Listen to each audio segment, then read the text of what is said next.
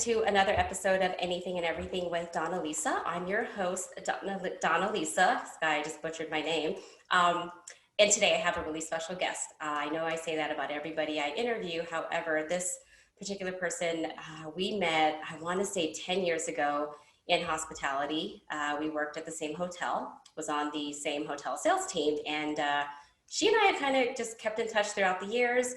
I eventually left hospitality and went into special events, but I still follow her on social media. So want to do a quick introduction, and then I will have her introduce herself and go into what she's doing now, what she's been doing during the pandemic, and what she plans for the future. My special guest today, Mandi Graziano. Hi, Mandi. Welcome to the podcast. Hi, thanks for having me. Yeah, no, thanks so much for doing this. So for those tuning in and the viewers out there, Mandi is a business coach, life coach. She's also a standout salesperson. That's actually how she and I met. And she's actually getting into all sorts of other things right now during the pandemic, and she has a blog out. So Mandi, welcome. Hello, thank you. So tell me a little bit about, well, first off, I do want to tell people how we first met. So Okay. I believe I was still a sales coordinator. I was working for a hotel group out here in town. You came in from California as our new national sales manager, and you had so much energy. You're very fun. You were very easy to talk to, for sure. You know, some salespeople are very difficult to talk to. I don't want to, sound too negative about it, but they are. They're very sales-driven and focused, and they don't have time to say hi to people. But you always said hi to the small people like me. Literally, I am small, but, the people at the bottom, I was like, hey, Mandi, every day, and you were always so bubbly. So thank you for that. And I do want to say she comes with a ton of sales experience, and for those actually tuning in, now you actually started your coaching business after hospitality, correct? Or was this prior to getting during, actually. Okay. I did tandem. Yeah, I started it in 2007. So actually while I was working at the house, yeah. It was my original side hustle, I guess, as you would say. Yeah, yeah. Everyone's got some side hustle going on, whether we're selling, kitchen utensils or whatever it is, carpet cleaners, and you were doing coaching. So that actually makes a lot of sense because you were kind of a team leader for the hotel group that we worked for. And I saw you starting a lot of these, the groups that we had, for our team, motivating us. And you always had something positive to say every morning. So I do remember that. You're a great team leader. And now you're also part of HPN Global, which is a site services, like meeting planning type company, correct? Yep, conference consulting, meeting planning, and site selection services. Yep, okay. Got it. And so with all of that going on and the pandemic, how has COVID affected that side of your business? Oh, sorry, the doorbell. That's okay. Who's there? I'm curious. I don't know. Hold on 1 second. Okay. The joys of recording at home. I know. Well, just the joys of being at home when I know, with family, usually people got toddlers on their, oh gosh, anyways. Okay, so we were, and I will edit that portion. Sorry. That's okay. I was asking about the changes during COVID, correct? Yeah, I think you asked about the changes to the HPN side of this. Yes. Okay. So let me go ahead and re-ask that question since the boys kind of interrupted us. Keeps us fresh. Yeah, for sure. And it keeps my editing skills fresh too. So when everything goes smoothly, it's like, oh, I don't have to edit anything, which is easy, but then I forget about all that stuff. Okay, let me go ahead and ask you again. Okay. So with all the changes going on with COVID and how it's affected everyone's business, how has it affected you on the meeting services side? It's a great question. But first, I want to go back to you being a little person where we were. I always thought we were all a big part of a team. And I always admired your ambition because I remember you came into my office so many times asking, how do I do this? How do I get to this? How do I get to here? And I always thought that was something awesome about you. And I know over the years we've met a couple times, or I think you came down to San Diego and did. Saw each other at Ironside, I believe. It was a new restaurant. Oh yeah, that's right. We had lunch. So yeah, and I always thought whenever I can get some time with her, I'm going to, because I just appreciated your spirit and your spunk too. So I just wanted to make sure I got that out. Oh, thanks. Because I would flip it back on you. I thought you always had the good energy and you always have the spirit and spunk too. You're so sweet. I was definitely trying, but yeah, I remember you being so helpful at the hotels. And you're right. When I eventually became a national sales manager at a different hotel in town, I was traveling to San Diego and reached out to you because you were one of my market segments. And I was like, hey, I'm going to be in town, and you offered to meet for lunch. And I'm glad we stayed connected over the years. I am too. I am Yeah. too. So anyway, the pandemic, how the pandemic affect the meeting services side. So gosh, for HPN, you know, I had 72 meetings booked for 2020, the year 2020.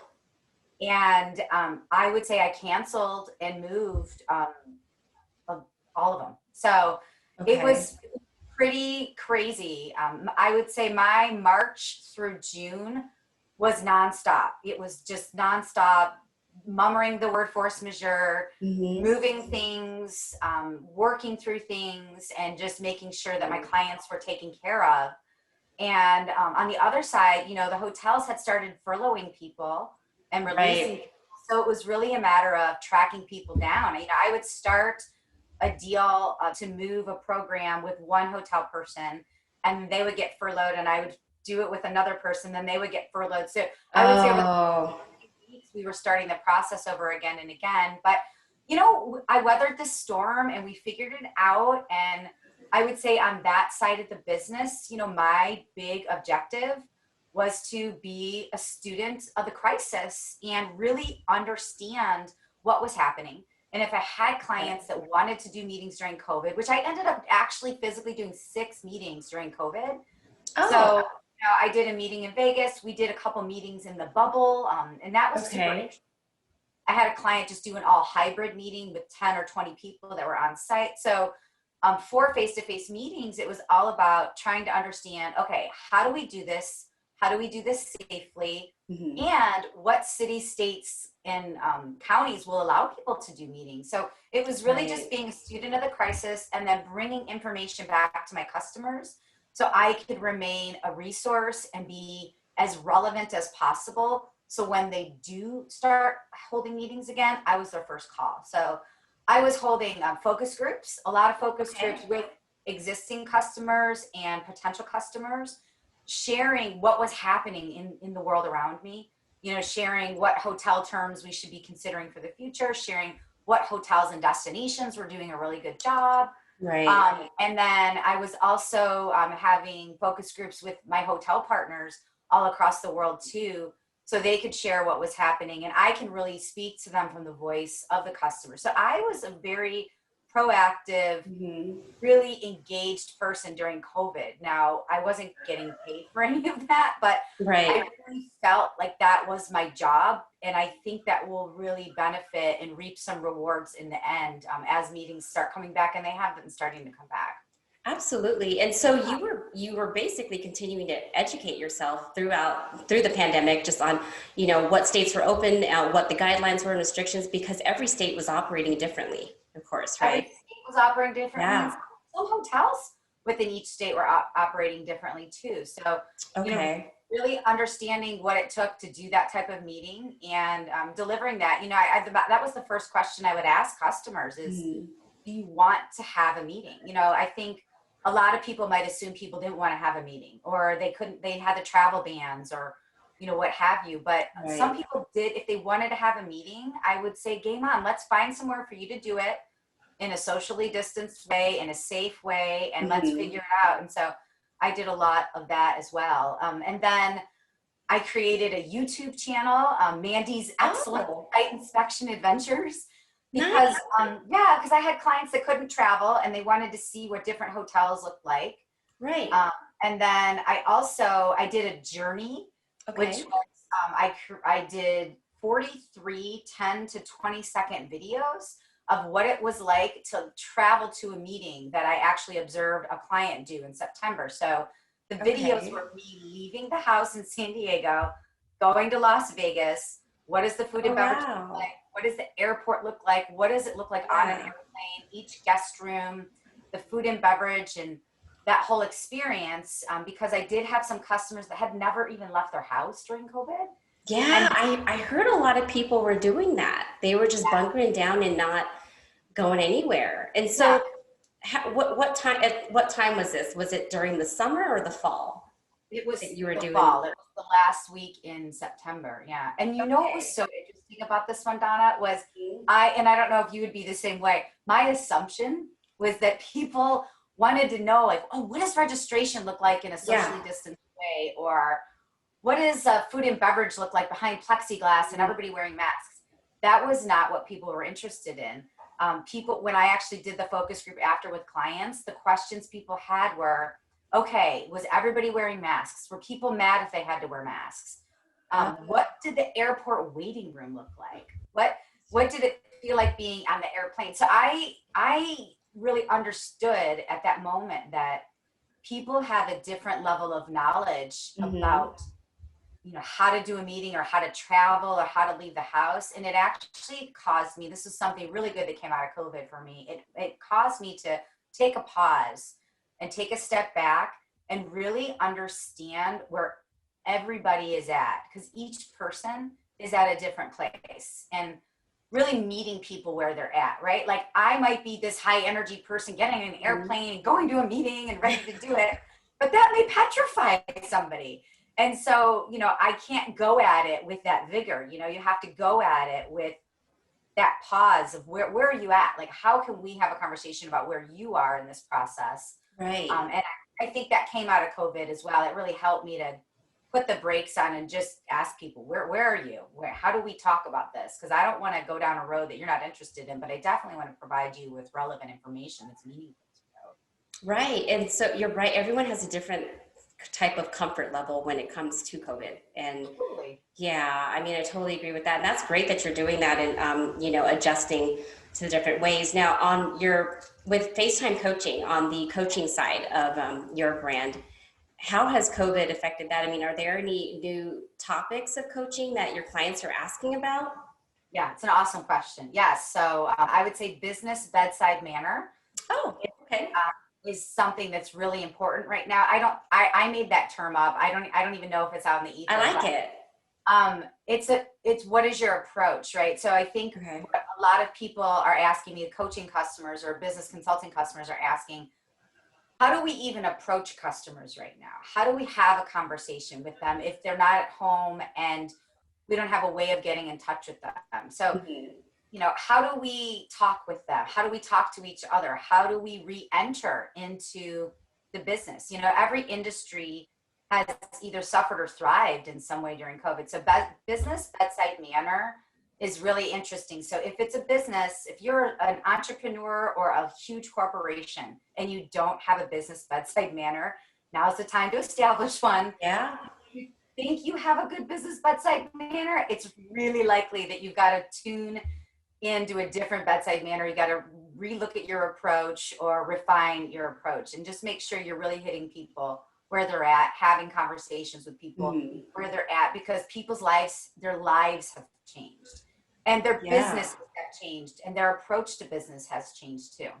So that's, I would say, business bedside manner is one. And then another one is sensitivity selling, right? So Mhm. I no longer just say, hey, and get right to it. I'm always asking, how are you? How are you feeling? How is your family? How is homeschooling going? Just the sensitivity selling. There's so much more that goes into actually selling now than just the art of selling. And I really do believe Right. art. So I think the sensitivity selling of, I'll take convention customers for an example, is it used to be about space, dates, and rates, right? Does this fit? And how much does it cost? And is it available? Mhm. Before we ever get to that conversation right now, it's about, is it safe? And am I going to get in trouble if COVID breaks out? And what's the liability? And is this government going to, in the state government or local government, going to change the rules to reduce the number of people that I can have at my meeting? And how does that affect? So there's so much worry, concern, and interest that goes into it before you can even talk about availability, that Right. whatever the industry is, whether it's beauty. I work with some beauty clients and some PR clients and some engineering clients. Everybody has their own sensitivity right now, and it's really honing in, like, what is your business's sensitivity, and are your salespeople or you as an entrepreneur being conscious of that? Are you taking a minute, conscious of what's really going on in your customers' lives?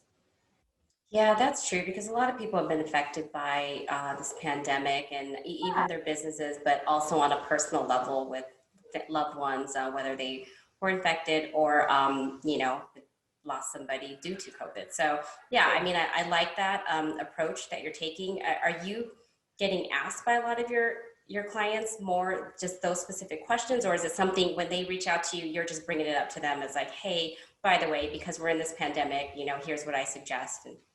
it's such a good question. It's those are two things that I've developed out of having multiple conversations with clients. Yeah, Okay. clients on both sides.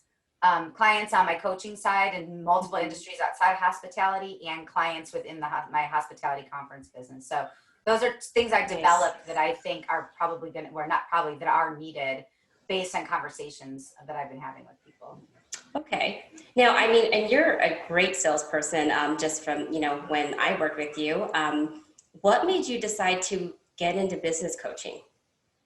Oh gosh, I feel like I've always been around coaching my whole life. I feel like my dad was a soccer coach while we were growing up. Oh, And my fun. mom was a cheerleading coach, all back in Cleveland, Ohio. My older sister was a coach, and I was a cheerleading coach. We all did competitive cheerleading growing up. And Okay. so I feel like I have always had some sort of coaching DNA in me, So And you were then kind of groomed to just be a coach accidentally, growing up. Yeah. yeah, I don't think my parents ever looked at me and said, "You're going to coach."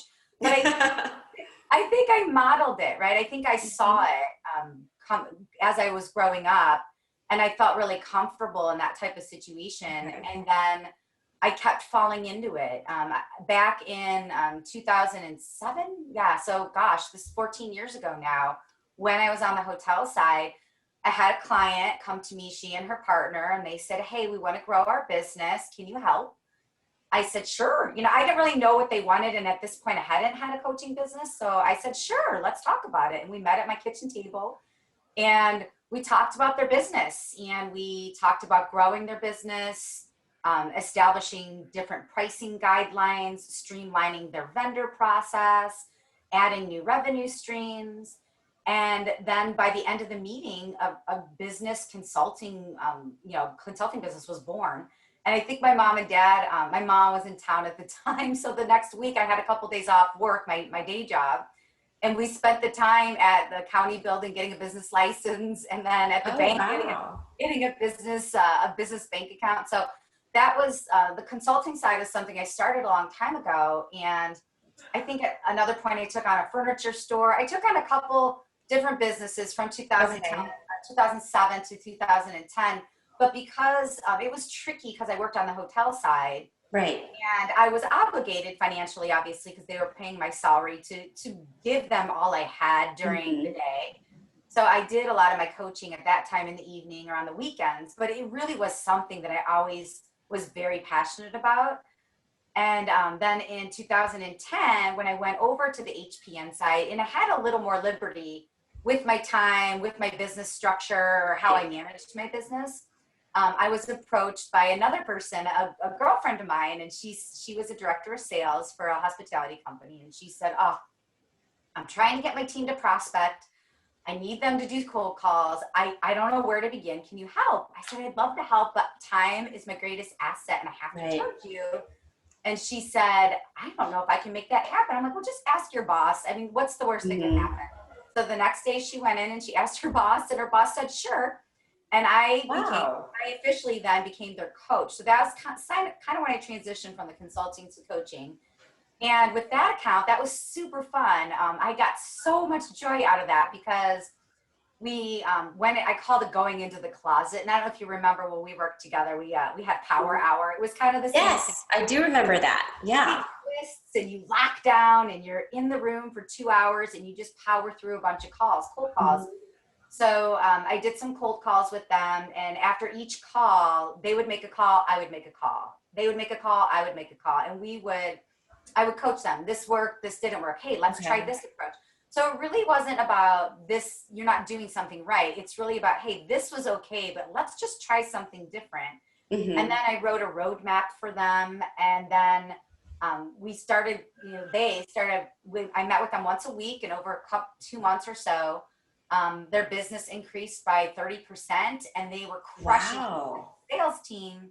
So then a whole new set of problems came to be, which is totally normal, right? Like you're growing your business and everything's great, but then the issues of time management and upselling and then client management all became issues. And so then I started coaching them on that. So I think I transitioned from consulting to coaching in 2010. And then over the last, since 2010, I've been doing a variety of different sales coaching and business coaching for either entrepreneurs that are just starting a business and they don't know how to put the pieces in place. Right. Or just a one-time thing where it's just, somebody will bring me in they're having a sales retreat and they just want a speaker to come in and talk about something specific. Okay. So it's really kind of all over the board. It started in 2007, but it really escalated in 2010. And this was when you were in San Diego, right? Yeah. Okay. Wow. So do you like the coaching side better than the consulting side? I love it all. I really do.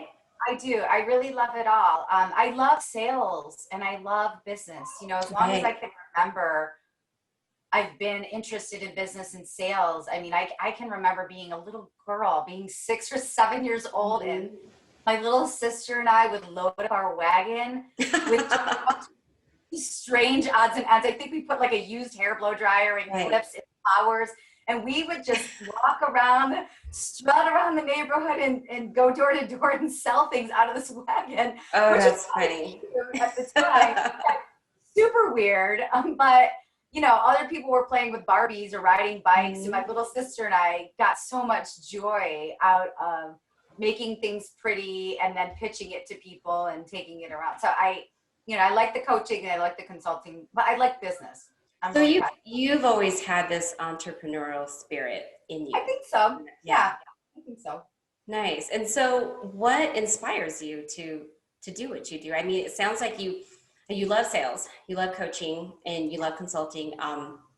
What makes you keep giving to people? Yeah, well, I think, that's a good question. I really I love people and I'm curious about their business. So I think learning about different businesses and how they work and how we can make it better. I love that. I think I was listening to your podcast with your brother, which was awesome. So cute. Nobody knows our backstory, which is so funny. That was amazing. Your whole backstory was amazing. Yeah, I used to cut hair, not anymore. Well, I was thinking, I'm like, oh, maybe she can do it. But I was listening to that, and it excited me. When your brother was saying, I think you were saying, you were the only game in town. You were the only fantastic Sam's in town in Hawaii for so long. And then a competitor came on, and I instantly in my head thought, oh, what happens when a competitor comes on? What are you doing to keep your customers loyal? And if you're keeping your customers loyal, are you adding services? Are you adjusting your pricing? How are you snagging the other customers from the new place? So my brain is constantly thinking in that way, looking for the good or looking for something interesting about business. And that really inspires me. I think the curiosity is what drives the inspiration. Good. Yeah. I like that. And you know what, you have so much knowledge. Like I said, even when I worked with you back when you were working here in hospitality in Las Vegas, I was just drawn to you because I love that you started the Power Hour. It got people motivated to do more business development, where back in the day here, I mean, you and I had this conversation offline the other week, as we had a lot of order takers in our industry because the phones were just ringing. They didn't have to worry about selling the property. And if you sold the best property in town, you were very fortunate because you can turn away whatever business didn't make sense or didn't bring in enough revenue for you. Now, when you weren't selling the prettiest, the shiniest diamond on the strip, you had to really go out there and figure out how you were going to sell against your competitors. Totally. So, yeah. And two things on that is, you know, a lot of times I'll meet with the new coaching, somebody that's interested in coaching or consulting or whatever you want to call it. And they'll say, oh, well, my phones are ringing off the hook and I'm not sure if I need you. And I'll be like, first, you called me. I'm helping you. Called me. You asked me on this date. But then I'll also say, okay, but wouldn't you rather go out and find the business that you want that's perfectly priced for your business, or is the perfect makeup for the business, or it fits perfectly in what you're trying to do, and there's a good referral base within that? Would you rather go out and find the stuff that you want than taking the calls, and maybe 10% of those and never-ending phones that are ringing that are coming in, maybe 10% is that ideal model for your business that helps your business grow and maybe has future business for you. So I do think, you know, making sure that people understand, you know, phones ringing off the hook is a good thing, but it's not always the most strategic thing for your business. And, you know, the other thing that I know we talked about this, the transaction and the order taking, it's, you know, there's been amazing seasoned salespeople that had never had to make a prospecting call in their life, you know, because of the market. I think some of the best salespeople are the people that sell the most complicated product, the most interesting widget, or they can tell the best story about the ugliest hotel or the ugliest service. Those are really. You're absolutely right. And it's funny because I went from, you know, great central strip property. And when I got the opportunity to advance in my career and become a national sales manager, it was for, I mean, I can say this, it was for the Riviera Hotel, which is no longer around. And everyone was like, why are you taking that job? It's such a crappy hotel. And I can honestly tell you, I've worked at many hotels here on and off the strip. That was actually one of the best hotels I've ever worked for or worked at. Had a lot of history. And I learned a lot, and my VP of sales at the time, he was amazing, but he came from a luxury property as well, actually the competitor to our hotel group, but he actually taught me how to really sell a property that wasn't, you know, the best property in town. And that's where I really got to, you know, test out my sales skills, because when you're selling the Riviera Hotel, which was really not that great at the time, we were just going into, the reason why I accepted the position was because they said, oh, we're going to renovate. We're going to do all sorts of great things. It's going to look like this. And I saw the renderings and thought, oh my God, it's going to be awesome.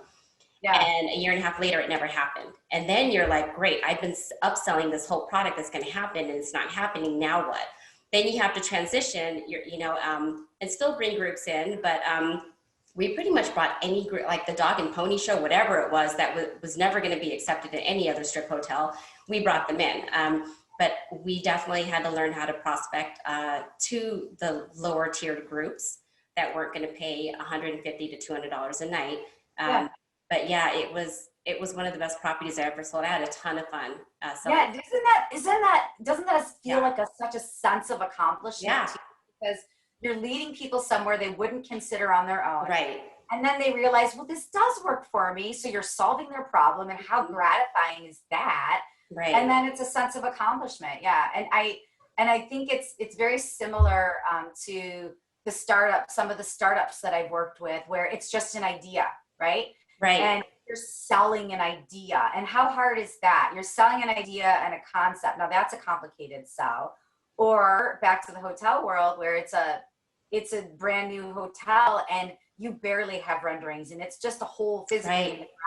And so you're creating an idea, and you know what will fit because you've been told what the spaces are going to look like, but you're hoping for the best that it turns out that way. You know, I think that takes a special type of person too. Somebody. I've been fortunate. I opened 3 projects, 1 hotel and 2 private event venues in the course of my career. And I've had sales teams where some people, they're just not cut out for that. And other people thrive in that. And it's okay. It's okay if you're one or the other, right? But it's definitely a specialized skill set for sure.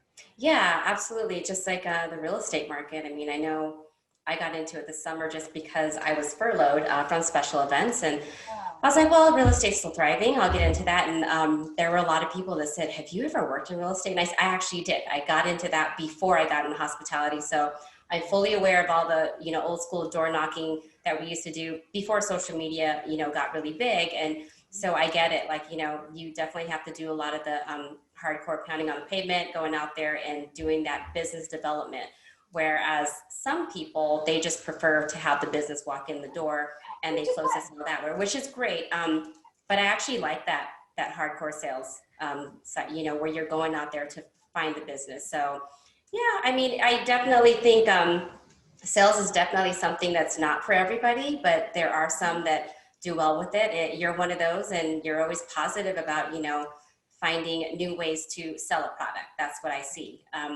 Now with that, what are your future plans with your brand, and how do you expect to continue to grow it? That's a great question. You're so full of good questions. You've done this a couple times before. Well, a couple things. From an HPN standpoint, meetings are coming back, and I continue to be excited when my customers now are saying, hey, can you look at a meeting for 2022 or 23 or whatever that is? So I'm going to continue down that train and just be as valuable to my customers as possible there, and just keep that steady train going. And then from a coaching business, I want to do more speaking. That's something I did prior to 2020, and I love it. I love coaching people one-on-one, but I also love interacting, the energy that I can give and get from an interactive conversation about sales and the problems we can solve in a 2-hour time frame together, or just being on a stage and talking to a group of people. So I want to do more speaking, and I wrote a book. I finished. Nice. I wrote a book. Yeah. So I started this a couple years ago. It's been my life's passion to write a book ever since I was a little girl. I think since I was 12 or 13 years old, I have always carried a journal around with me and a pen, and I've always been writing down quotes and taking notes. I'm looking back in my office right now.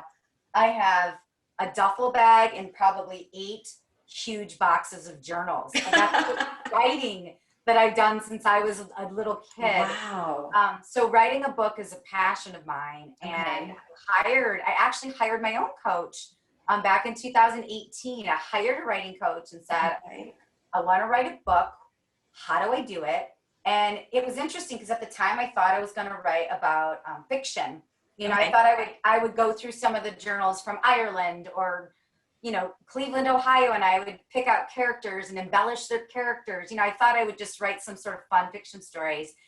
And through the coaching process, she kept saying to me, Mandy, every time we talk about business, your eyes light up. You get so happy. Can you just start there? Can you start there? Is there anything you can write? And I thought, I don't know, maybe. And then the sales coaching book was born. So I wrote a book. It's called Sales Tales. Oh. And it's a collection of stories. Funny stories that traverse 25 years in sales, whether it's my experiences as a salesperson or my experiences being sold to, or my experiences like white papers from coaching clients. But it's a collection of funny stories that takes the reader through. Oh, that's awesome. Start to finish. Yeah. So it's like through prospecting, networking, building relationships, closing deals, making presentations. And then I have a section in there that is, I developed this past year called disaster selling. And that section really covers the disasters that I've worked through, which, how I maintained my job during September 11th. Which, I was brand new. I had just moved out here from Cleveland, Ohio. So I should have been the first person fired at the hotel, but I wasn't because I figured out a way to keep my job. And then it covers the 2008 auto crisis. And then I touch on COVID, but really it's, how do you run and maintain a business during a disaster type situation? So I think it's a pretty fun book. I'm in the process of looking for an agent or a publisher. And, that process just started a couple months ago, and I understand. I guess that takes a long time. And that's exciting. Yeah, I definitely can't wait for the book to come out because I want to hear the disaster story, and I want to see if you tie in a lot of the hospitality disasters stories that we all hear about. It'll be fun. Yeah, that's awesome. Yeah, worst case scenario, people get a giggle from it. Best case Right. scenario, you walk away with a little nugget of information. Yeah. Worst case, you get a little giggle. And I tried to write it from a position of not a dorky business nerd, just writing it from a position of, everybody in some way, we need these business adjacent or sales adjacent lessons in our life, right? I think about my Right. mom, who was a mother of four, and she had to get up and get four kids dressed, fed, out of the house by 8 a.m. And like the amount of negotiations that goes into that is amazing. I remember those days. Yeah, right? Kids, but yeah, just trying to get them up and motivated to get out of the door and get to school on time. It's like, come on, kids, I got to go to work. Yeah. Do you miss those days, or do you just remember like, geez, I remember. To work. I mean, it was a challenge, especially when you're driving it. Well, we don't have traffic here, but for Vegas traffic, if you're behind maybe 5 or 10 minutes, that's traffic. But yeah, it was a challenge to be able to get them to school. And you know how it was working at the big hotels here. They're not like most other cities where you can just roll up in the parking lot and walk in. I mean, you're having to park in this parking garage and then walk through the back of the house and through security and across the hotel to get to the sales department. And it's like, you need to give yourself another 15 to 20 minutes. So I remember so lost. I remember I was so lost. Because I could never figure out how to get from my car to the office. It took so many times. That happened a few times for me as well. And it's like I've worked at so many of the hotels here. It's like every new hotel, you're learning a new back of the house and you're like, great, where's the EDR so I can just eat lunch? I don't even know. You're like, I'm hungry. Right. Just to get to my salad, for Christ's sake. That's so funny. Awesome. Well, I'm excited for you and the book. Do you have a date of when you are looking to publish it, or is it just still a waiting game? I'm hoping this year. I have a date for myself. So my birthday's in August. Okay. And I said, if I don't have an agent or a publisher by August, then I'm going to self-publish it. So nice. However long that takes. Yeah. I mean, this is the whole book thing is a real interesting journey. It's something completely new. I didn't know anything about, and I've been a student of that as well. I've been a real student this past year, an accidental student, but yeah. So hopefully before the end of the year, whether I self-publish or do traditional publishing. Nice. And so before I let you go, I do have one more question. I ask all my guests this. Is there a daily affirmation or a quote that you like to start your day off with? Yeah, it's a good question. I have daily actions. So I'm a action rather than words kind of lady. So and this is something I've only done in the last 5 years. So every morning when I wake up, as soon as I open my eyes, I give my husband a kiss and I give my dog a little hug. And then I start my day. But in the old days, I used to wake up, grab my phone, look at my phone, do the phone thing, or I would wake up and I'd go straight to my office and I would start working. And what I realized is, the most important things in my life are, my heart and my health. And when I make my heart and my health priority, number one, everything in business falls into place and the money comes and everything else is good. So I tried this practice of not looking at my phone as soon as I wake up and not rushing to my computer as soon as I wake up, really focusing on what matters to me, which is my husband and my dog.